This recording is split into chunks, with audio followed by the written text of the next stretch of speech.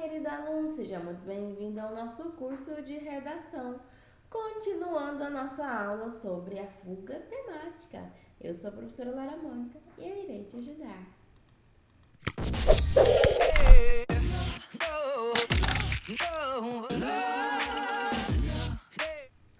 Então vamos lá, dando continuidade aqui para a nossa aula. Nós falamos então como que nós iremos, fizemos a análise do edital, como nós iremos trabalhar na nossa plataforma, falamos um pouquinho da fuga temática. Somente para finalizar a nossa ideia da fuga temática. Então, ocorrerá a fuga temática naqueles casos em que o aluno não atenda o que foi solicitado pela pergunta do tema, pela questão proposta pela própria banca. Então, agora vamos para algumas dicas finais como não cair na fuga temática, certo? Bom, nós vimos que a fuga temática é um assunto que não está relacionado ao que foi solicitado pela banca e, na verdade, quando o aluno não conseguiu interpretar mesmo o que foi solicitado. A IATS costuma zerar e dar essa nota para o corretor até um atrativo financeiro dobrado para que encontre justificativas legais para anular a redação de acordo com os critérios que estão elencados no edital. Então vamos lá, nós pegamos o exemplo dos desafios da violência doméstica do Brasil. Coloquei mais duas dicas aqui que eu achei importante para você. Então nós falamos desse contexto da violência doméstica que envolve antes da notícia ao Estado até os casos concretos, a proteção da vítima, o pós-momento em que o Estado toma ciência disso, a própria fiscalização, a própria aplicação da Lei Maria da Penha. Então, nós temos aqui os desafios da violência doméstica no Brasil. Qual que é a primeira dica? Você vai circular as palavras-chave. Eu fiz isso na aula passada, falei invertido, primeiro parafrasear longo. Troquei. Desafios, então vou circular a palavra desafios, a minha primeira ideia central. Violência doméstica no Brasil. Porque essas palavras, elas obrigatoriamente, elas têm que o quê? Aparecer no meu texto. No mínimo uma vez, igual, e 2 ou 3 vezes parafraseadas. O que é paráfrase? Você vai ler e interpretar com as suas palavras e utilizar sinônimos. Depois você vai o quê? Parafrasear o tema. Você vai copiá-lo e interpretando com a sua própria palavra. Usar sinônimos, que nós iremos ver também, e as palavras no plural, você sempre tem que apresentar 2 ou mais ideias daquilo. Ou seja, a palavra no plural aqui, vou até colocar de marca-texto, é os desafios. Então, não basta você falar da violência doméstica. A principal palavra-chave aqui é com relação ao quê? Os desafios. Então, essa violência doméstica, ela não basta ser só uma violência, ela tem que ser uma violência que provoca esses desafios. Então, no seu texto tem que aparecer no mínimo 2 ou mais desafios da violência doméstica no Brasil, certo? Professora, mas eu não sei como que eu coloco. Olha aqui, trouxe um exemplo. Ao se falar, peguei o tema, joguei o tema aqui.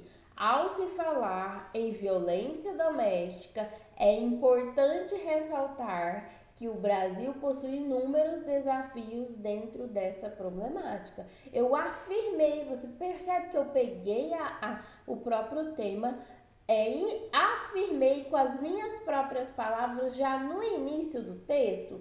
Eu tenho a opção de fazer isso no primeiro período ou no segundo período da introdução. Nós iremos ver isso na aula de estruturação, mas aqui eu quero que você entenda que como que eu não fujo do tema? Eu pego a ideia do tema e jogo lá no meu texto.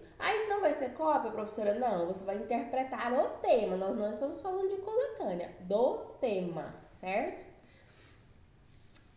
Outra questão que eu quero falar é quando você transformar esse tema aqui, você pode transformar em pergunta para te ajudar a facilitar você encontrar respostas para esse tema. Então, quando eu coloco aqui, quais são os desafios da violência doméstica no Brasil? Aqui é um ponto de interrogação. E aí, suas respostas nada mais são do que argumentos que você pode utilizar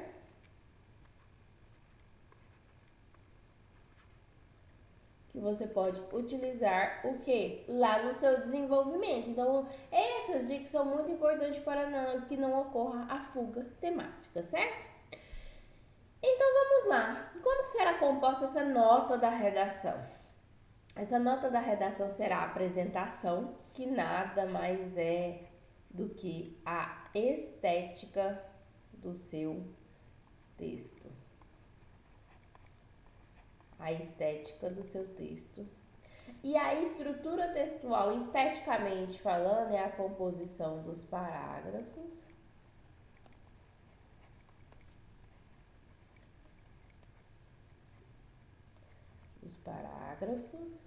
Juntamente com a ideia de início, meio e fim, que nada mais é do que a introdução,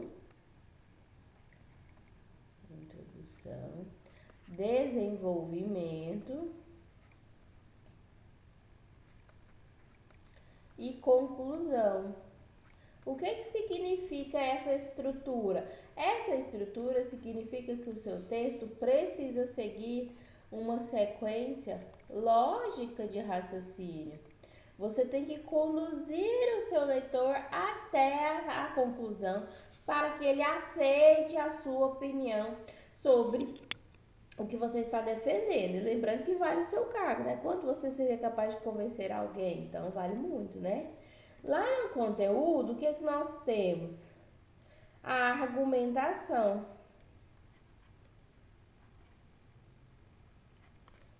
O quanto você irá convencer o seu leitor a aceitar a sua opinião, tá certo? Então vamos lá. A primeira impressão é a que fica no seu texto, é verdade. Pode não parecer, mas o texto de redação nota máxima, ele tem cara de redação nota máxima, é isso mesmo. O que significa? Significa que eu vou cuidar da minha estética do meu texto. Eu estou entregando para alguém um texto cuidado, zeloso. Eu tive todo aquele amparo para realizar a minha escrita. Então, o texto você não pode escrever de qualquer jeito. E essa estética ela é composta por inúmeras características que só dependem de você. A estética, às vezes, é aquele pontinho de 0,5, de um ponto, que faz muita diferença. E você não pode entregar de mão beijada para o seu concorrente. Então, quando fala de estética, você tem que levar em consideração todos esses critérios. Legibilidade, a letra, as rasuras, a margem, os parágrafos, o recuo do parágrafo e a translineação, certo? Então, vamos lá. Cada um desses compõe, então a estética é composta por todos esses critérios. Cada um desses tem a sua representatividade. Eu fugi da aula de coordenação motora, tá, gente? Que você irá o quê? Cuidar do seu texto de forma o quê? Limpa. Então você vai escrever adequadamente, obedecendo as margens, tudo obedecendo a nossa folha de redação. Então vamos lá, legibilidade. O que é legibilidade? Quanto a sua letra é legível.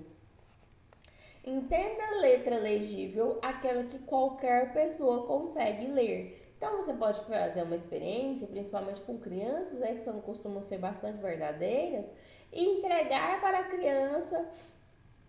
Claro que a criança precisa saber, pelo menos conhecer as letras, para que você entregue para alguém da sua casa, de preferência uma criança ou uma pessoa mais de idade, uma pessoa leiga no assunto.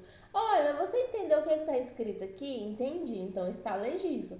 Você tem que pensar que o outro não é responsável pela compreensão do seu texto. Você é responsável pela compreensão daquela pessoa que vai ler o seu texto. Então, quanto mais legível, melhor. Mas legibilidade não tem a ver com letra feia ou bonita. Nós temos letra legível, então entenda letra legível, aquela que todo mundo consegue compreender. E essa letra nós temos a letra de forma, e nós temos a letra cursiva. A letra de forma, posso usar a letra de forma, professora? Pode, mas você deve obrigatoriamente fazer a diferenciação de letra maiúscula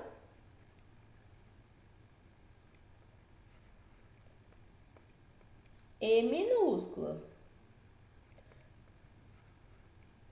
Aí você pode fazer. Então, quando eu escrevo assim, ó, a Constituição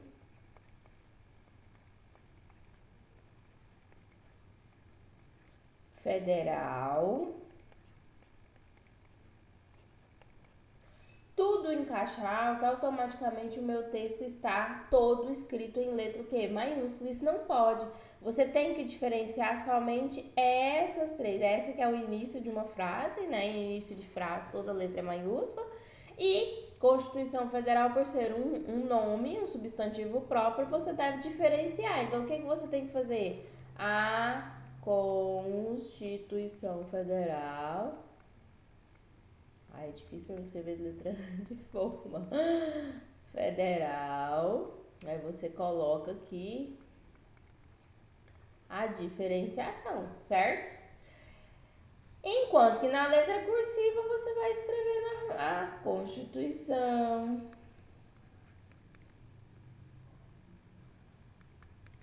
Federal. Perceba que fica evidente as minhas letras maiúsculas e com isso eu não incorro nenhum erro gramatical. Então, quando isso aqui acontece, equivale ao quê? A um erro gramatical. Não, nesse caso aqui são 3 erros, né? Ó, 1, 2, 3. O início da frase, as 2 letras maiúsculas. Então, não pode. É desconsiderado pela banca, certo? Temos aqui um exemplo de uma redação com letra ilegível, então você não consegue o quê? Identificar. O único título é Brasil para brasileiros. Não se utiliza ponto final no título, o título pode ponto de interrogação ou simplesmente nada.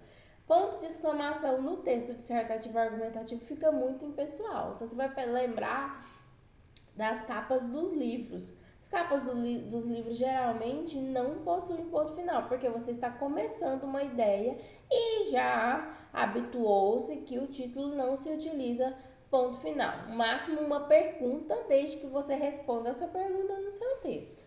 Nessa redação aqui, eu posso pular essa linha? Não, não pode. O seu texto, ele não deve conter o quê?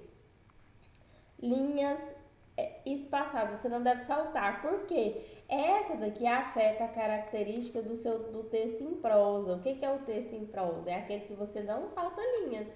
É um texto contínuo, você só vai mudar de linha quando você mudar de parágrafo. Diferente, em oposição, ao quê? Ao texto inverso, né? Que são as estrofes, os parágrafos lá, poéticos lá, das poesias, né? Então, o texto em prosa nada mais é do que não poder saltar linhas, a não ser quando você mudar de parágrafo, né? Que você vai escrever um texto contínuo às 30 linhas, certo? Então, nesse texto aqui, ó, o que aconteceu? Nota 0. Nem preciso terminar de ler a redação. Até mesmo porque eu só entendi a primeira frase, Brasil para brasileiros, é uma pergunta. E depois só entendi esse desde aqui. Depois disso, mais nada, certo? Então, a redação nota máxima tem cara de redação nota máxima. O aluno escreve com cuidado, fez citação, utilizou conectivos. Cadê outro conectivo? Entretanto, logo, vírgula, primeiramente, vírgula. Usou a linha até o final. Fez outra citação. Poder público, apesar de que as bancas nem estão mais marcando como letra maiúscula, né?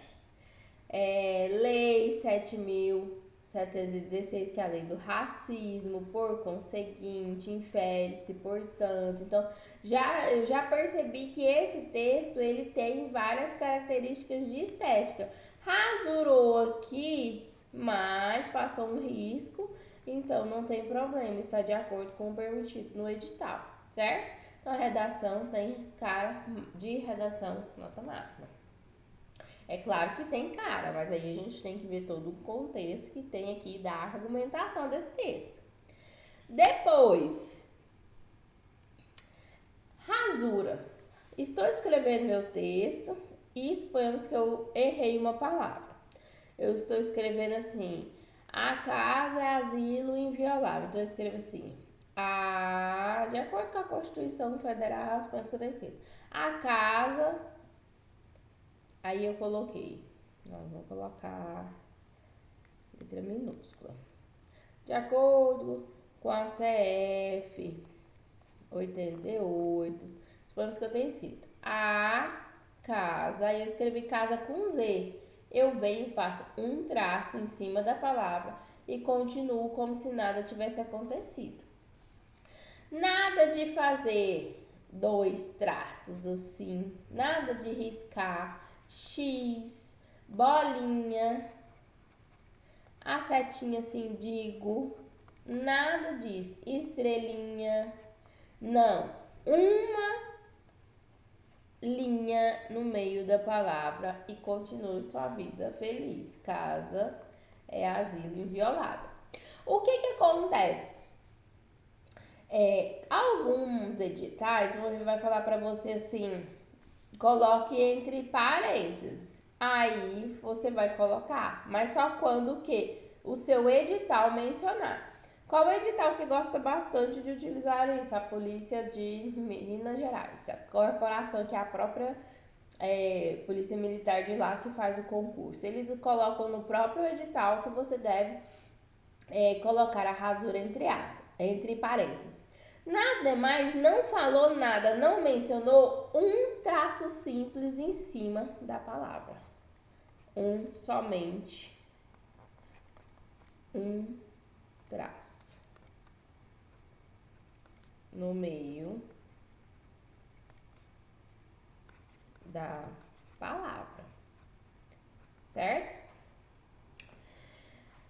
Os parágrafos eles devem estar, então nós estamos construindo um texto argumentativo com 30 linhas, esteticamente equilibrados, utilizei a linha, a margem e tudo. Vou construir os parágrafos equilibrados entre si. O que significa esse termo equilibrado? Significa que introdução, desenvolvimento e conclusão, eles não precisam estar tão desproporcionais. Eu não posso fazer uma introdução com 2 linhas. Isso não é argumentativo, tá, gente? O desenvolvimento, um de 10 linhas e o outro com 4. Não, você tem que manter um certo equilíbrio entre os parágrafos do seu texto. Qual que é a minha sugestão? Da linha 1 até a linha 7, você vai fazer o quê? A sua introdução com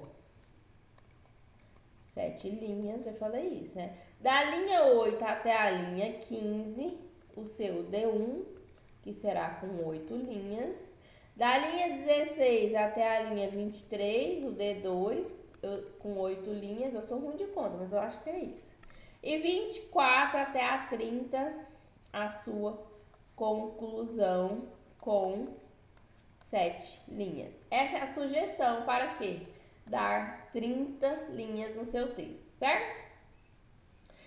Uma ou outra, não tem problema. Fiz minha introdução com 6, passei o D1 para 9, o D2 com 8. Não tem problema, que não pode ficar muito desproporcional. O recuo do meu parágrafo. Toda vez que eu começar um parágrafo, pela ABNT, o seu recuo deve ter entre 1,5 a 2 centímetros. O que significa? Eu vou começar minha introdução aqui na linha 1 e esse período daqui, esse espaço daqui até aqui, ele vai ser o recuo do meu texto. Vai ser identificando para o meu corretor que eu estou começando um novo parágrafo e ele vai ter mais ou menos 1,5 a 2 centímetros, de acordo com o que? A BNT. Então, eu comecei minha introdução aqui. A Constituição Federal, tal. Vou escrever aqui até o final da linha, escrevi, tal. Escrevi minha introdução. Utilizei 3 períodos, né, gente? Tal, até o final. Passei lá para a linha 8. Vou começar o D2. O D1, perdão. Primeiramente, vírgula. E aí eu continuo meu texto. Vou escrever todo o meu parágrafo, tal, com 3 linhas e tal. Todas essas aqui, os períodos que vierem vão ser todos na sequência. Só vou mudar de linha no D, quando eu terminar o D1, passar para o D2. Então, lá na linha 16. Ademais, eu gosto muito do ademais, que é a ideia de acréscimo. Ademais, vírgula. Não. Ademais. Vamos lá. Problemas técnicos. Já voltamos.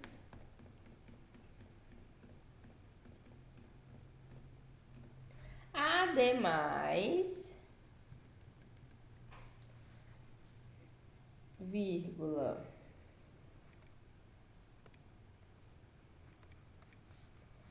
Vou escrever todo o meu D2, vou colocar os períodos certinho, tudo na sequência, lá na conclusão. Portanto, vírgula. Percebam que esse recuo aqui, ó, identificando o início de um novo parágrafo, ele deve ser todo no mesma proporção, identificando para o seu corretor que ali se inicia um novo parágrafo. Então, recuo no parágrafo, ele vai ser equivalente à quantidade de parágrafos que o seu texto apresentar. No nosso aqui, nós temos 4 recuos. Depois, passei para a margem. A margem não está ali de enfeite. Eu preciso obedecer nem para mais, nem para menos essa margem. Por quê? Eu vou mostrar para o meu corretor, para a banca, que eu sei obedecer ordens. É isso mesmo. Então, eu estou escrevendo aqui no meu texto. Não coube aqui. Então, vamos pegar a mesma frase. A casa, asilo inviolável. De acordo com a Constituição Federal, seu artigo 5º, a casa é asilo inviolável. Então, suponhamos que eu cheguei aqui na casa. Não vai dar para escrever a palavra casa aqui. O que eu faço? Deixo esse espaço e passo para cá. Não pode. Suponhamos que, tipo assim, quase deu a palavra casa. Aí eu faço assim, ó. Casa. E deixo o A para cá. Também não pode. A margem foi feita para ser o que? Obedecida. Então, você tem que o quê? Separar a sílaba. Mas, professora, não dá separação silábica quando o espaço é muito curtinho. Você vai utilizar o hífen. Então, não sei que não vai dar. Então, eu tenho que apertar um pouquinho aqui para chegar até o mais rente possível para que o seu texto obedeça uma sequência lógica aqui. Professora, não sei separação silábica. Ótimo, vai lá estudar lá na matéria de português, porque a translineação nada mais é do que o quê? A separação silábica. Separação silábica, certo? Então, você vai começar aqui, ó. Suponhamos que você quer separar uma palavra que já possui hífen, no caso do bem-estar. Eu adoro a palavra bem-estar para redação, né? O bem-estar social, a coletividade. Então, eu tenho aqui o bem-estar já possui hífen na palavra. Então, esse hífen aqui é da própria palavra. Já consta o quê? Na palavra. Então, você vai colocar aqui, ó. Bem, aí eu ponho o tracinho aqui, que é o quê? O hífen da separação. Por quê? O hífen, ele não vem sempre no final. Então, esse daqui, esse hífen aqui, é da separação silábica. E agora, eu coloco esse hífen aqui, que é o hífen que já é o quê? Da própria palavra. Bem-estar. Por isso que possui, nesse caso aqui, vai possuir dois hífens. Somente nesse. Nos demais é só no final da linha, certo? Professora, eu posso usar o hífen? Ou eu posso usar o underline? Pode também. Ó, nesse caso aqui, tá. O S não. O underline? Posso também. Qual que é a minha ideia? Unifique, ou você utiliza tudo hífen ou tudo underline. O underline, ele é aceito, né? Porque a pontuação mesmo, ela é o hífen, né? Reconhecida lá pela Academia Brasileira de Letras. Mas o underline, ele é aceitado também, usualmente aceitado, né? Então, quando você não sabe separação silábica, ou não sabe translineação, o que você vai fazer lá na matéria de português? Você vai fazer o quê? Estudar separação silábica. Certo? Depois disso, nós temos o quê? O nosso conteúdo. O nosso conteúdo, ele representa uma parte muito significativa do meu texto. Porque eu irei convencer o meu leitor, eu irei o quê? Argumentar. Eu vou convencer. Eu vou fazer o quê? Usar citação. Eu vou fazer o quê? Usar exemplos. Para o quê? Comprovar tudo que eu estou falando. Através de quê? Da estrutura com início, meio e fim. Introdução, desenvolvimento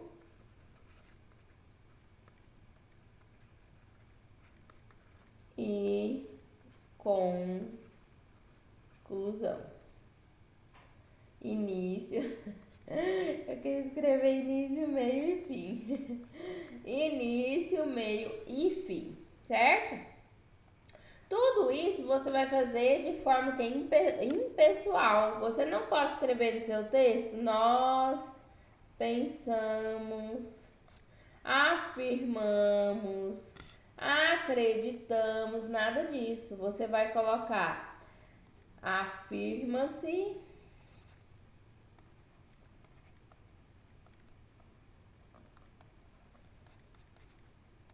pensa-se, acredita-se. Professora, eu posso colocar um eu acho?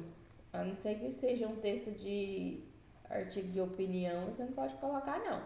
Dissertativo, argumentativo, não. O seu texto tem que ser impessoal. Você está representando toda uma coletividade de forma impessoal, certo?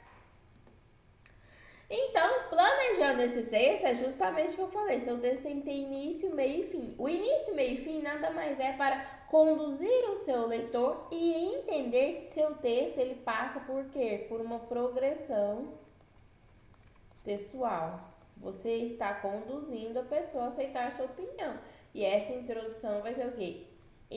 Vai ser por introdução, desenvolvimento e a conclusão. Lembrando que o desenvolvimento no gênero dissertativo é argumentativo para um texto de 30 linhas, com 4 parágrafos, você vai construir um D1 e um D2. Então, o seu texto ficará com a introdução, D1, D2 e a conclusão. 4 parágrafos.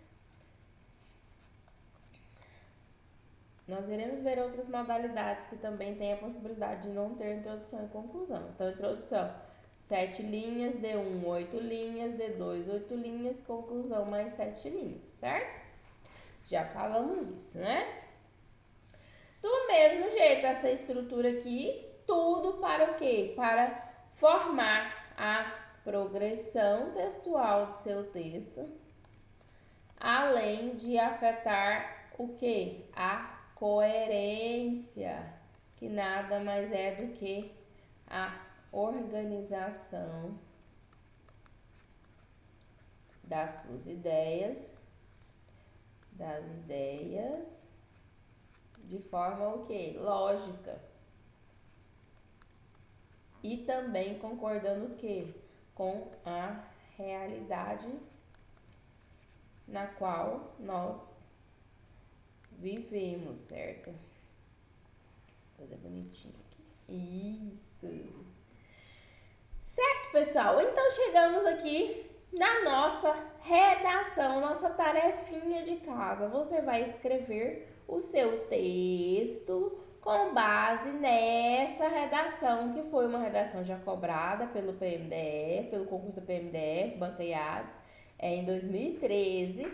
E o tema dessa redação é: como o policial militar do Distrito Federal pode contribuir para o combate aos crimes contra a dignidade sexual, certo? Quer aprender como fazer essa redação? Não perca na sequência que eu irei te ensinar. Até a próxima, já estamos finalizando o nosso módulo da nossa primeira aula. Beijos!